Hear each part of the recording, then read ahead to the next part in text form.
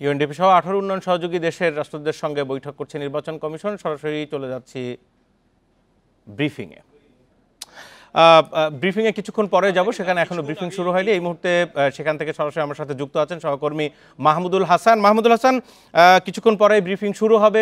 একটু আপনার কাছে জানতে চাই যে আজকে মূলত নির্বাচনের জন্য কোন সময়কে টার্গেট করে আসলে নির্বাচনের প্রস্তুতি নিচ্ছে নির্বাচন কমিশন, এই একটি প্রশ্ন। আর আজকে সার্বিক 18 দেশের যেই রাষ্ট্রদূতরা এসে তাদের সাথে কি নিয়ে বিস্তারিত আলোচনা হতে পারে, কি জানতে পেরেছেন? দেখেন, এখন থেকে ঠিক 10 থেকে 15 মিনিট আগে এই বৈঠকটি শেষ হয়। সেখানে জাতিসংঘের উন্নয়ন কর্মসূচি ইউএনডিপি সহ যে 18টি উন্নয়ন সহযোগী দেশ আছে, সেই বৈঠকটি ছিল নির্বাচন কমিশনের সঙ্গে। এই বৈঠকে প্রধান নির্বাচন কমিশনার সহ অন্য যে 4 কমিশনার আছে তারাও উপস্থিত ছিলেন।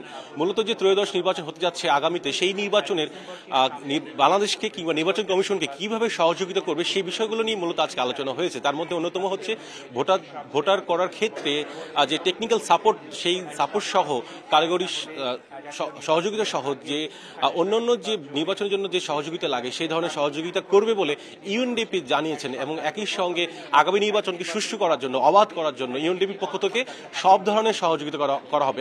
সেই সহযোগিতার মধ্যে রয়েছে কারিগরি যেমন সহযোগিতা রয়েছে, অন্যদিকে আর্থিক সহযোগিতাও রয়েছে।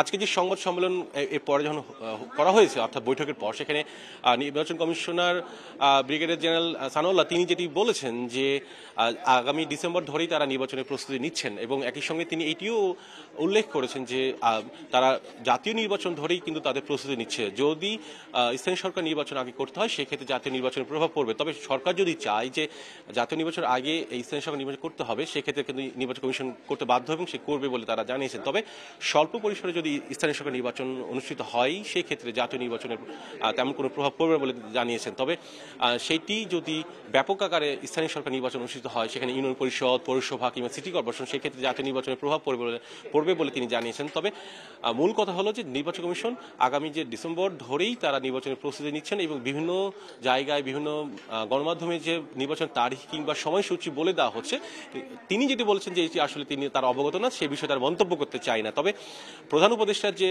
ঘোষণা, সেই ঘোষণা অনুযায়ী আসলে তারা নির্বাচনের প্রস্তুতি নিচ্ছে। এবং তিনি এই একই সঙ্গে এটিও বলেছেন যে ইউএনডিপি বাংলাদেশকে কিংবা নির্বাচন কমিশনকে সব ধরনের সহযোগিতা করার জন্য যে আশ্বাস দিয়েছেন, সেই সহযোগিতা তারা নেবেন এবং আগামী নির্বাচন অবাধ হবে। এবং তিনি আরেকটি কথা উল্লেখ করেছেন যে আগামী নির্বাচনের জন্য কোনো চ্যালেঞ্জ তিনি দেখছেন না, অর্থাৎ সেই নির্বাচন সুষ্ঠু করার জন্য সেই প্রস্তুতি নির্বাচন কমিশনের রয়েছে এবং সেটি নিচ্ছে। মাহমুদুল হাসান, ধন্যবাদ আপনাকে। নির্বাচন কমিশনে ইউএনডিপির বিভিন্ন রাষ্ট্রদূতদের সাথে বৈঠকের পর বিস্তারিত কি আলোচনা হয়েছে তা নিয়ে জানাচ্ছেন আমাদের সহকর্মী।